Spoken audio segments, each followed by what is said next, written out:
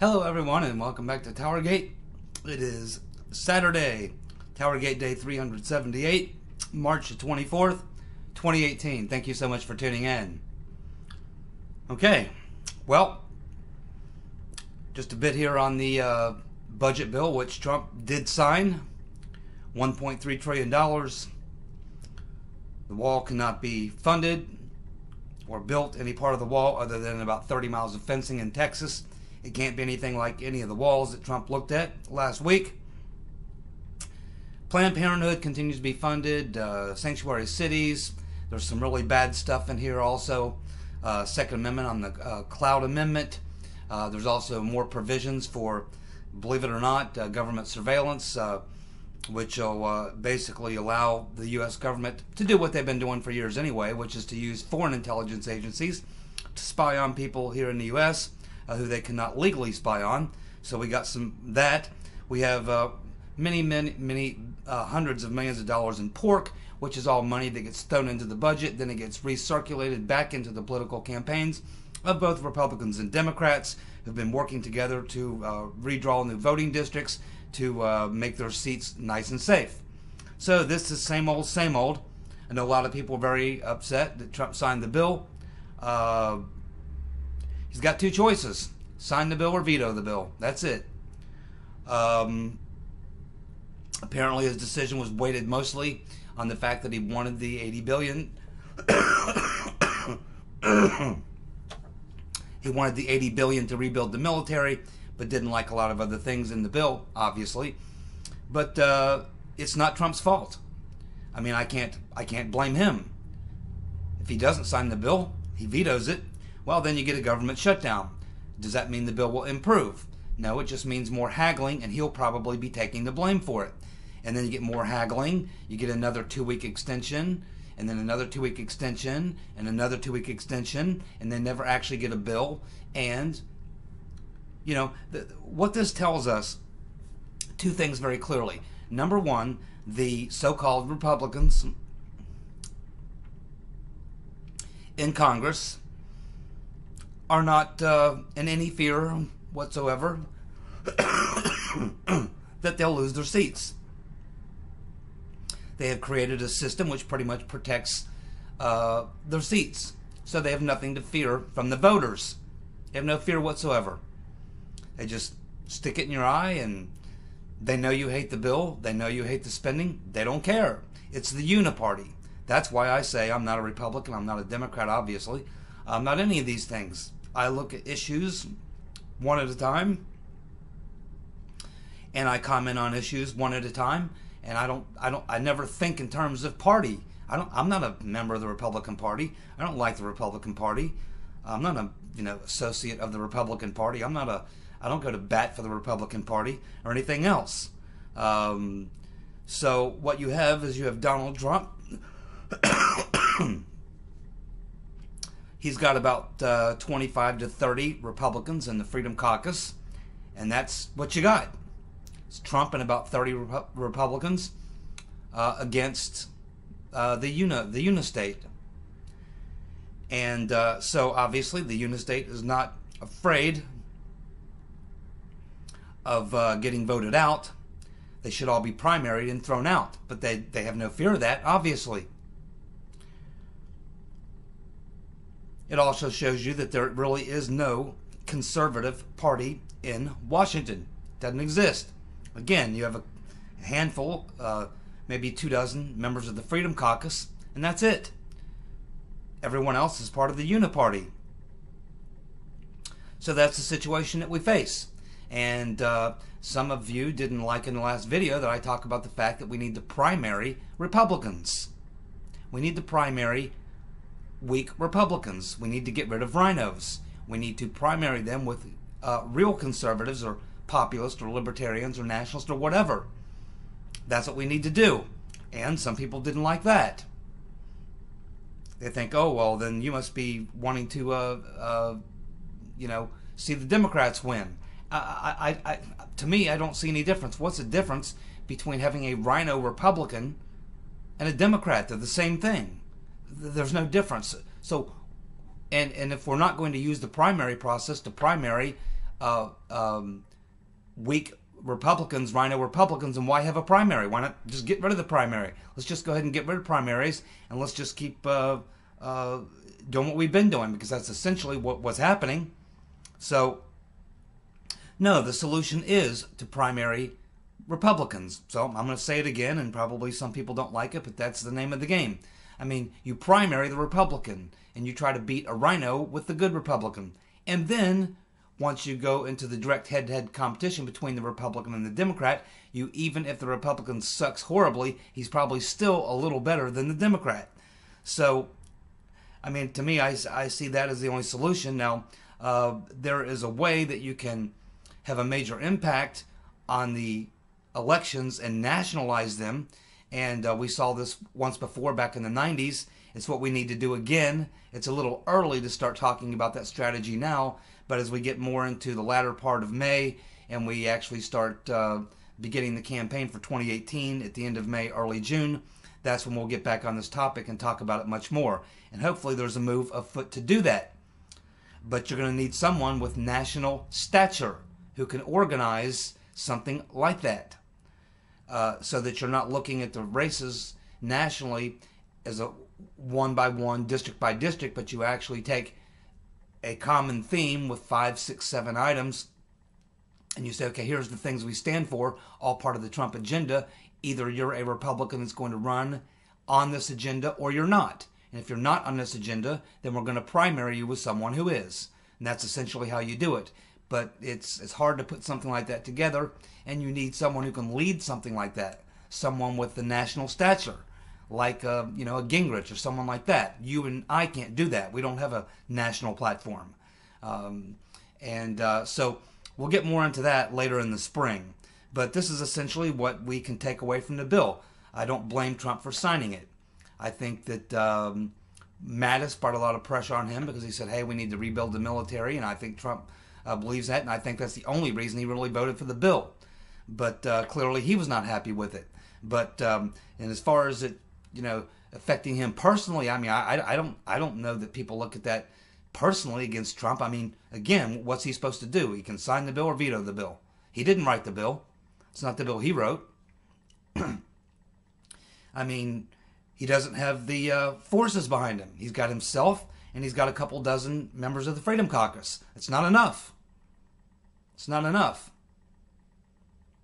And, of course, we can see that Big Ears Paul Ryan and Twitch McConnell are on the other team. I mean, did you see Pelosi and Schumer gloating about how happy they were? You got Schumer saying, hey, this is better than any bill we ever would have gotten under Obama. Nancy Pelosi was all happy about the bill. You got McConnell and you got Big Ears Ryan right there smiling it up, all happy with Pelosi and Schumer, and by essentially defeating the Make America Great Again agenda using legislation in the budget. That's exactly how the deep state works. To neutralize any plan that we may have to actually weed out the corruption, reduce the size of government, and come up with some pro-growth policies, while at the same time doing the number one thing, which probably got Trump elected, which was to deal with the immigration issue. But that's where we are. I mean, that's the way it is. So I don't blame Trump for signing the bill. I don't think he had a whole lot of choice. We need to help him out. We need to throw out the rhinos and replace them with some solid conservatives or populists or libertarians or nationalists or whatever. People who actually do the things that they know that the conservative libertarian type base wants. But that's not what happens in Washington. It never happens. And it's because they have no fear. So we'll just move forward from here and see what we can do in the future. I mean, there's just, again, it's the swamp. If it was easy to drain, it would have been done a long time ago. But this is what we're up against. This is what the president's up against. I don't blame him. So I don't know that he could have done anything. So there we go.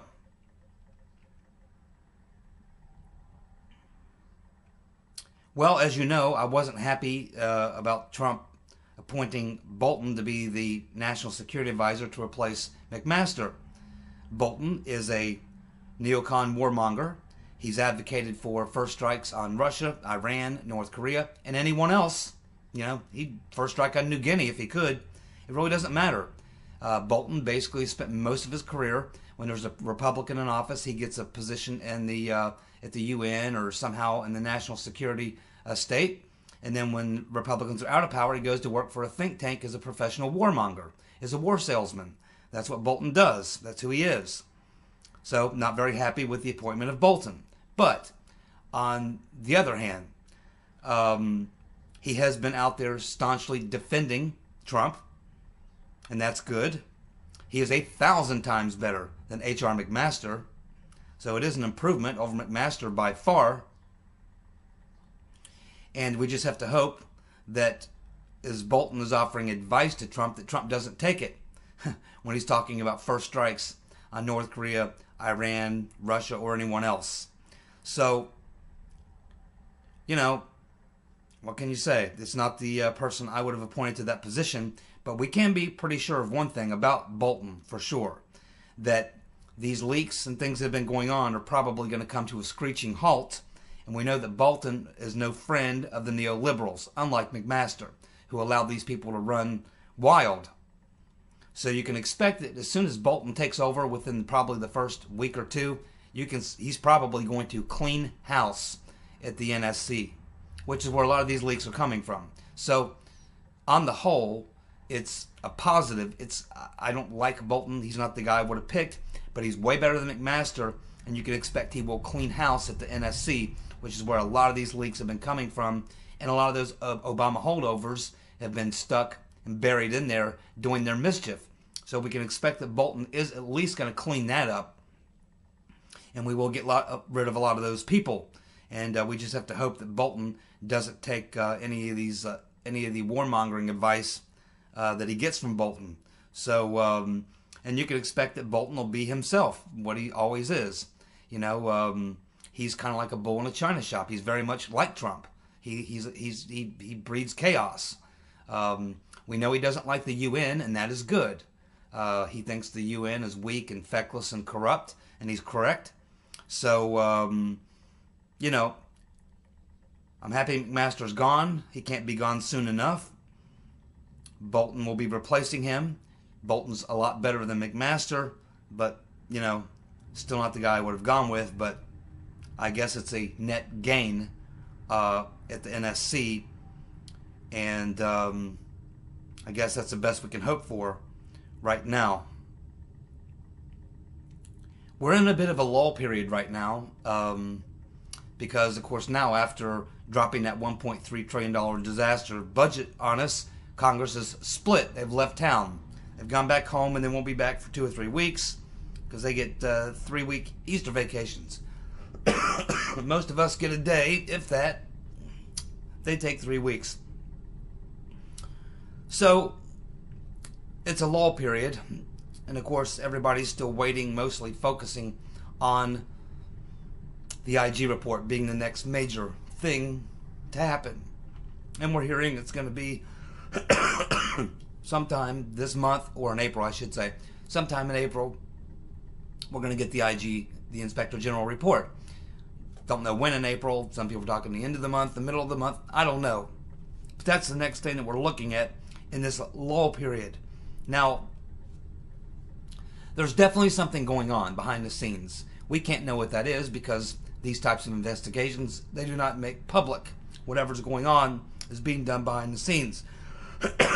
But we do know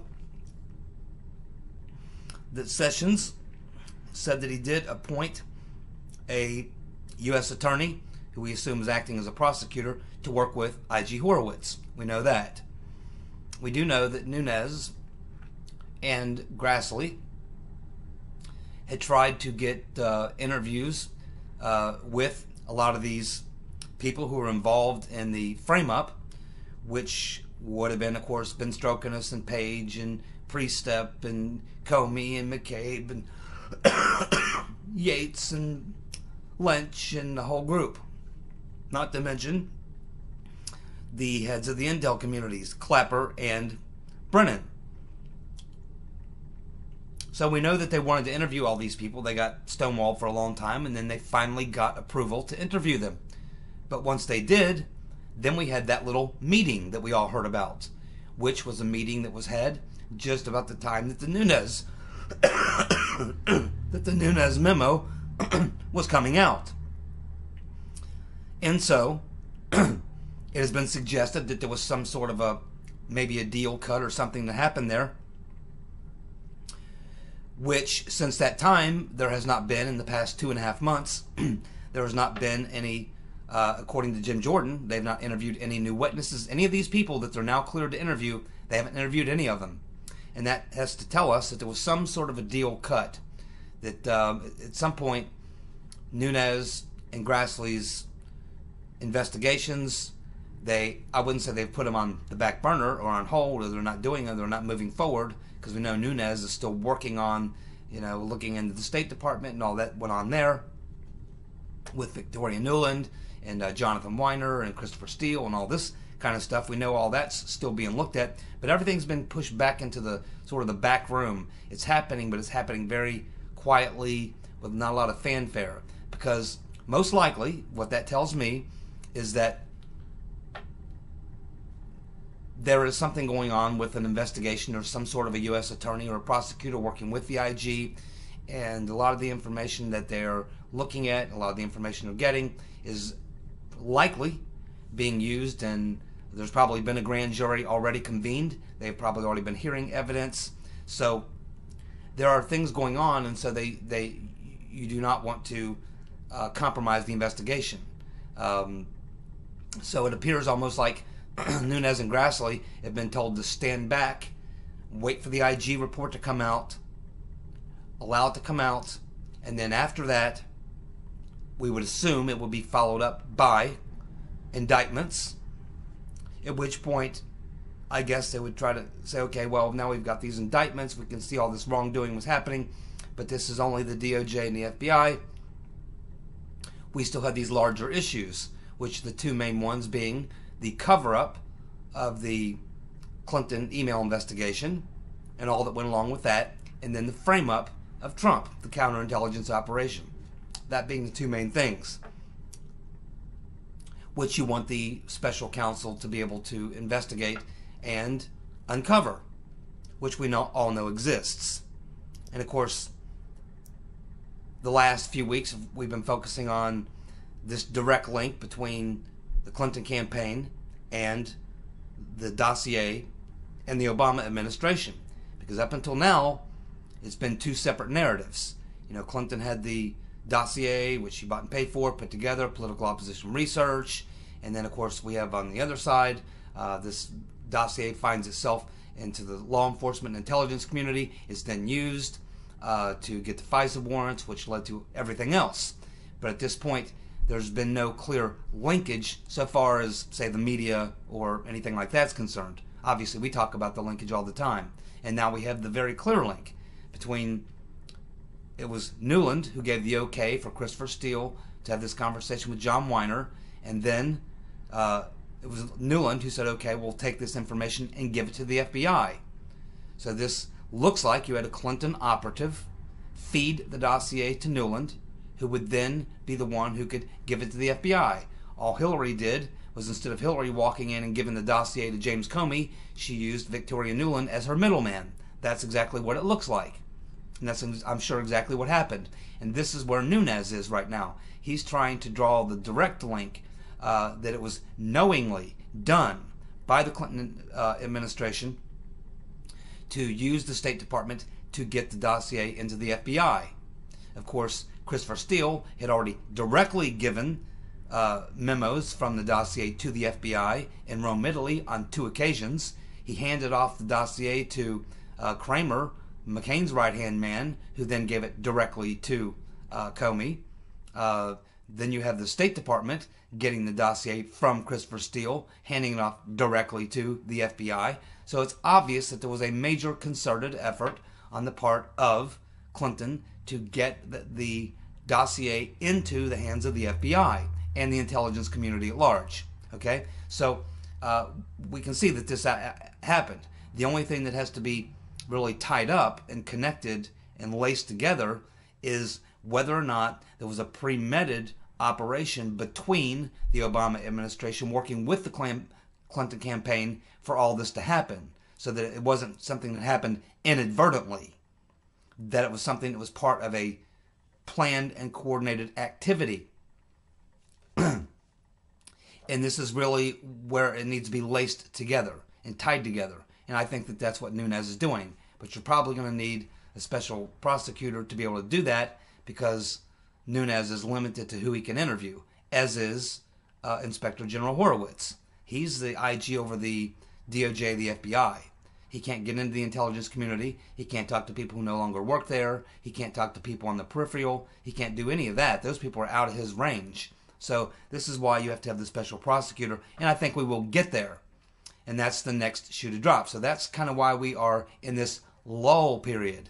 We're in this period where everything's just kind of been very brought down to low key, because we have to assume the reason for that is that the information that the IG is getting, and this information we would like to be getting and talking about here every day, this evidence is going to be evidence that's going to be used in criminal prosecutions or in grand jury proceedings, and therefore it is part of this investigation, and they're not going to allow that information to make it into the public, because it could compromise the investigation, compromise witnesses, compromise potential targets of the investigation, and things and such. So right now we're in a little bit of a limbo period, kind of a lull period, and we're just going to have to sit tight and wait and be patient, unfortunately. But I know a lot of you, your patience is running out just like mine. So hopefully here in the next few weeks, the IG report will come out. And what we expect to happen next, as soon as the IG report comes out, then I assume we'll have this attorney, prosecutor, whatever you want to call him, who's been working with Horowitz, and he will begin to, based on these, likely that there's been a grand jury already impaneled, and that they've been hearing this evidence as these weeks go on, that we don't even know this is happening, but it's likely happening behind the scenes, is that the grand jury is getting all this information, compiling all this information, so that once Horowitz comes out with his report, then the grand jury has already been getting all this information throughout the process. So then the next thing that happens is this prosecutor or attorney or whatever that Sessions put in place can then go ahead and begin making the criminal indictments, which at that point should lead to a special counsel,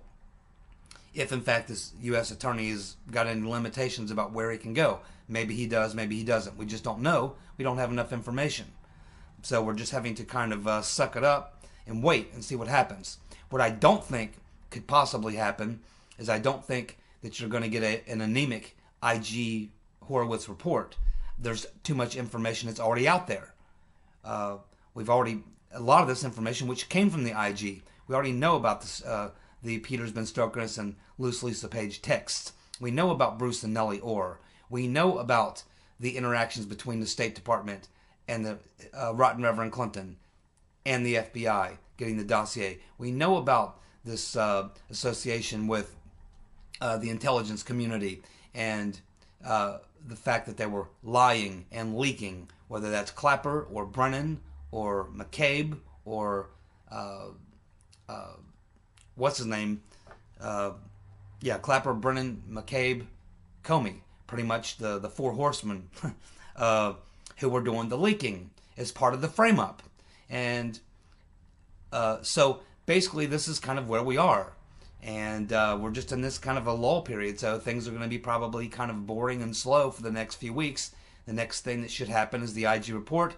And hopefully that will put us on a different trajectory. Now keep in mind, we're talking about politicians here in the swamp, and they are all about politics. And so a lot of this probably has to do with timing as well for a lot of these people, because they want to use it against the Democrats in the 2018 elections.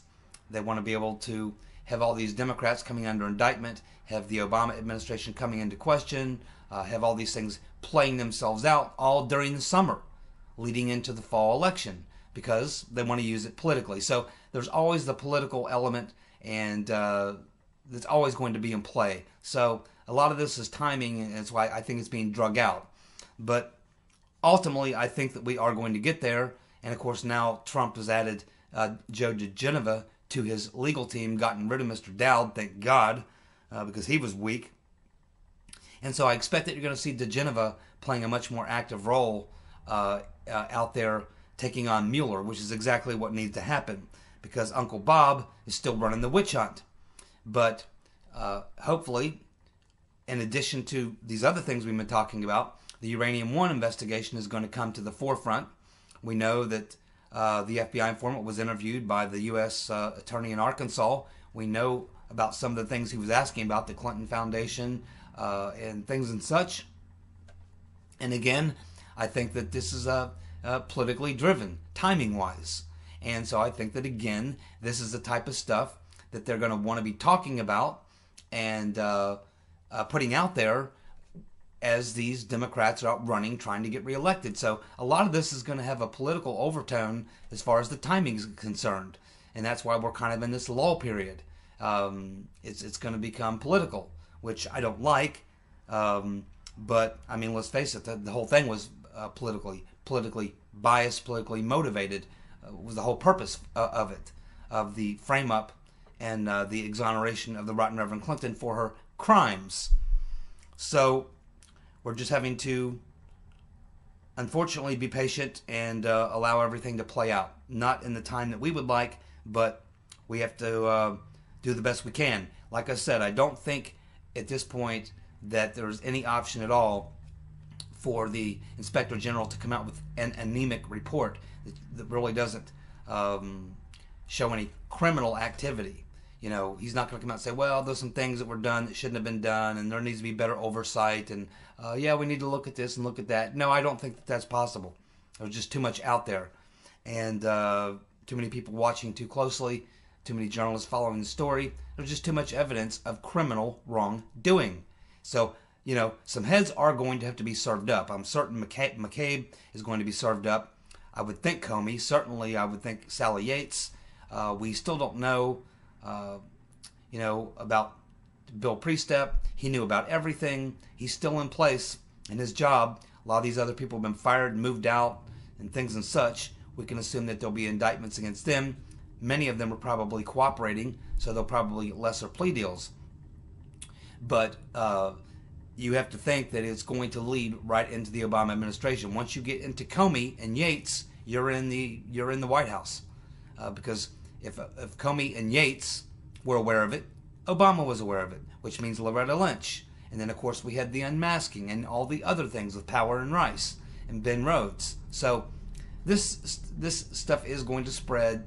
It is going to expand as we move farther into the year, and we get into the campaign season. That's probably when you're going to see a lot of this stuff really starting to hit the fan, because a lot of it has to do with politics, unfortunately. But that's where I see things going now. But yes, we're in a lull period right now. And I think that this area that I've been trying to learn more about what Nunes is learning, but he's not really saying very much, other than the fact is they're focusing now on the State Department. He's looking into Weiner. He's looking into Newland. We now know that Newland was the point person, came directly from Hillary to be able to put the ball into play in the FBI. Of course, we know all about Victoria Newland. She's currently heading up the Center for the New American Century, which is a neoliberal think tank. Her husband is a hardcore neocon as well, Robert Kagan, who's over at the Brookings Institution, another hardcore neocon organization. And of course, we know that they passed the FBI, or it was Newland who gave the thumbs up to pass the FBI the dossier, which they already had from 2 or 3 different sources. So, but what it tells you is that obviously what was happening is that you got into the month of July and August. Hillary Clinton was starting to see her lead disappear. She had this October surprise that was supposed to get out there and take out Trump, but none of the media organizations would touch it. So they got nervous. and thought, okay, we need to give it credibility so that the media organizations will do it, because once it's part of a criminal investigation by the FBI or what have you, then it's public information, then it's a real investigation, then these media outlets can start writing on it and reporting that, well, the FBI is investigating this Russian interference, and it appears that Trump is involved, people in the Trump campaign, with this collusion with the Russians. This was supposed to be the big October surprise, which backfired. The October surprise ended up being Hillary's email investigation getting reopened because they discovered the Wiener laptop. So at that point they become desperate, and once they become desperate, they start playing fast and loose, and of course still believing that she was going to win. So at that point you can see what happened is they thought, okay, we have to do everything we can to push this dossier. We need to get it into the FBI, into the intelligence community, so that the media can start covering it, because at this point they won't touch it.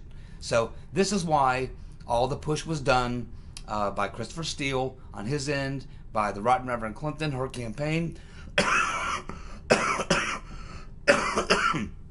to move the dossier from out of the opposition research into the criminal investigation by the FBI. And this is why they were pushing so hard, played fast and loose, made the mistakes they made, and now it's all going to come out. So we'll just have to see exactly how it all plays itself out, as the politics will guide it from this point forward as we move into the spring and in the campaign season. So we'll keep watching. I'll be back tomorrow, and we'll see what else comes down the pike. You guys have a good night. Bye.